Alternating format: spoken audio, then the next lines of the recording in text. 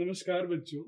जब हम electrical energy में, इलेक्ट्रिकल इंजीनियरिंग स्पेशली में बात करूंगा, जब हम इलेक्ट्रिकल एनर्जी को मैकेनिकल एनर्जी में कन्वर्ट करते हैं तो हमें एक ऐसे मशीन की जरूरत होती है जिसको हम कॉमनली मोटर बोलते हैं।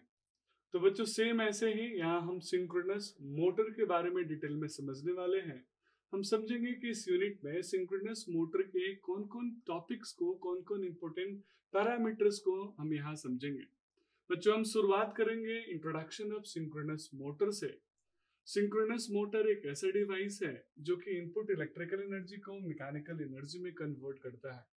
ये इंडक्शन मोटर की तरह बच्चों 99% इंडस्ट्रीज में यूज तो नहीं होता, क्योंकि इंडक्शन मोटर ये क्लेम करता है कि मिनिमम 95% इंडस्ट्रीज में तो हम वो यूज होता ही है। लेकिन सिंक्रोनस मोटर के अंदर अपनी कुछ लिमिटेशंस है जिसकी वजह से सारी क्वालिटीज होने के बावजूद भी ये क्लेमिंग वो नहीं कर सकता।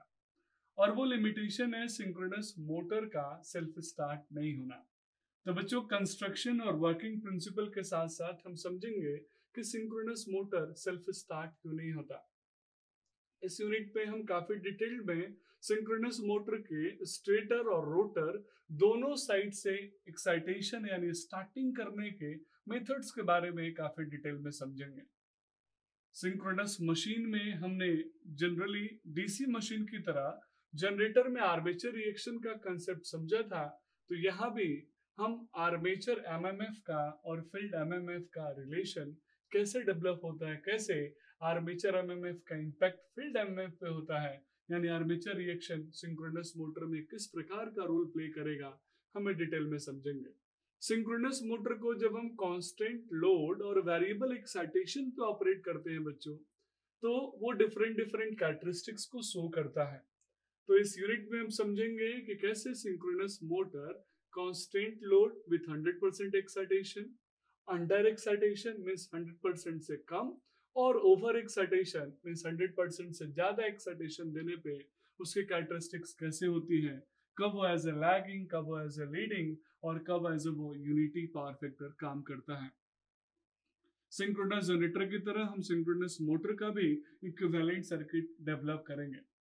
बच्चों जब हम फेजर डायग्राम की बात करते हैं तो नॉर्मली वही कंसेप्ट डेवलप होता है कि नो लोड और फुल लोड कंडीशन में फेजर डायग्राम कैसे एक दूसरे से डिफरेंट होंगे, साथ में पावर फैक्टर अगर चेंज होता है तो फेजर डायग्राम में क्या चेंजेस आएंगे, ये सारी चीजें डिटेल में हम यहाँ पे ड्रॉ करेंगे, पावर डेवलप करेंगे और साथ में मैक्सिमम पावर डेवलपमेंट के कंडीशंस को भी हम एनालाइज करेंगे।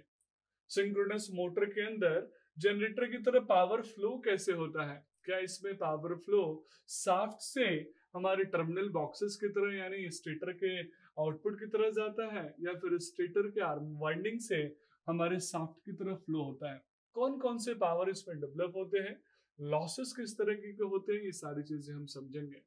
सबसे इंपॉर्टेंट टॉपिक है बच्चों, वो है V curve and inverted V curve, यानी आर्मेचर करंट और फील्ड करंट का रिलेशन क्या होगा, साथ में आपके आर्मेचर फील्ड और पावर फैक्टर के बीच में रिलेशन क्या होगा। इन सभी को हम वी कर्व में और इन्वर्टेड वी कर्व में डिटेल में समझेंगे। Even V curve, inverted V curve का लेबोरेटरी मेथड भी होता है बच्चों। यहाँ मैं आपको लेबोरेटरी के कंसेप्ट्स को इस तरीके से समझाऊंगा कि आप आसानी से लेबोरेटरी में इस मेथड को परफॉर्म कर सके। बच्चों सिंक्रोनस मोटर की डीसी मशीन की तरह अपनी कैरेक्टरिस्टिक्स भी होती हैं। उन कैरेक्टरिस्टिक्स को हम यहाँ पे अच्छे से ड्रॉ करेंगे।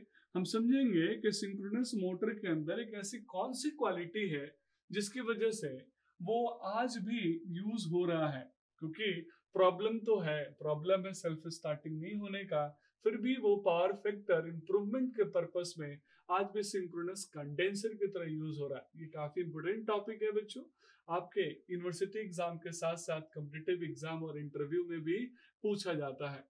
डिफरेंट टाइप के प्रॉब्लम्स फेस करता है सिंक्रोनस मोटर, जिसमें से एक है हंटिंग। तो हंटिंग क्या है, हंटिंग को कैसे ओवरकम करेंगे, ये सारी की सारी चीजें हम समझेंगे। सिंक्रोनस मोटर अपने लिमिटेशंस के बावजूद भी काफी जगह पे यूज होता है। कहाँ कहाँ उसको यूज करते हैं, उसके स्पीड कंट्रोल को हम किस तरीके से परफॉर्म करते हैं, ये सारी चीजें हम यहाँ डिटेल में समझेंगे। साथ में बच्चों हम सिंक्रोनस मोटर में 3 फेज के साथ साथ सिंगल फेज के सिंक्रोनस मोटर को भी समझेंगे। बच्चों इस यूनिट में दो ऐसे समझिए दो सेक्शंस है। एक सेक्शन जो कि 3 फेज सिंक्रोनस मोटर के बारे में डिटेल में बताएगा, दूसरा सेक्शन जिसमें सिंगल फेज मोटर और स्पेशल मोटर का एप्लीकेशन है।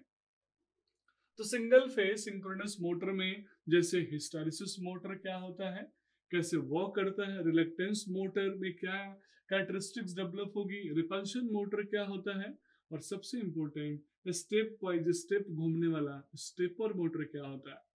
कैसे स्टेपर मोटर को हम क्लासिफाई करते हैं, कैसे उसके स्पीड टॉर्क कैरेक्टरिस्टिक्स को हम डेवलप करते हैं। आपने बहुत बार इंटरव्यू में सुना होगा स्लीव रेट, आपने बहुत बार क्वेश्चंस पे देखा होगा कि डॉग torque slip characteristics of stepper motor. इन सभी चीजों को हम डिटेल में समझेंगे। जब हम एक स्पेशल मोटर को हाई स्पीड एप्लीकेशन के लिए यूज करते हैं तो वो कहलाता है स्विच्ड रिलक्टेंस मोटर। आपने देखा होगा बच्चों, अल्टरनेटर को पढ़ते समय हमने देखा था कैसे सिलिंड्रिकल और सैलिएंट में एयर गैप का डिफरेंस क्रिएट होता है। सैलिएंट पोल में जहां नॉन यूनिफॉर्म यानी ये नॉन यूनिफॉर्म एयर गैप होने की वजह से वेरिएबल रिलक्टेंस डेवलप होता है, वहां तो वो लिमिटेशन था। लेकिन यहाँ हम इस यूनिट पे समझेंगे कि कैसे वेरिएबल रिलक्टेंस को हम यूज करके एक स्विच रिलक्टेंस मोटर डेवलप कर सकते हैं और कैसे हम उसको स्टार्ट करेंगे, किस तरीके से डिफरेंट नंबर ऑफ पोल्स की कॉन्फ़िगरेशन से हम स्विच रिलक्टेंस मोटर को डेवलप करते हैं और इसके एप्लीकेशंस और टॉर्क इक्वेशंस भी हम डिराइव करेंगे। तो इस तरीके से ये ओवरऑल यूनिट काफी इंटरेस्टिंग होने वाला है, जिसमें हम दो सेक्शंस एक साथ पढ़ेंगे। स्पेशल मोटर्स के बारे में भी डिटेल में डिस्कस करेंगे और सबसे इम्पोर्टेंट, आज भी सिंक्रोनस मोटर सेल्फ स्टार्ट होने की प्रॉब्लम को तो जूझ रहा है, लेकिन लीडिंग पावर फैक्टर पे वर्क करने की वजह से, लीडिंग पावर फैक्टर की कैरेक्टरिस्टिक्स डेवलप करने की वजह से आज भी इंडस्ट्रीज के प्राइम नीड है। That's all about this video. Thank you so much.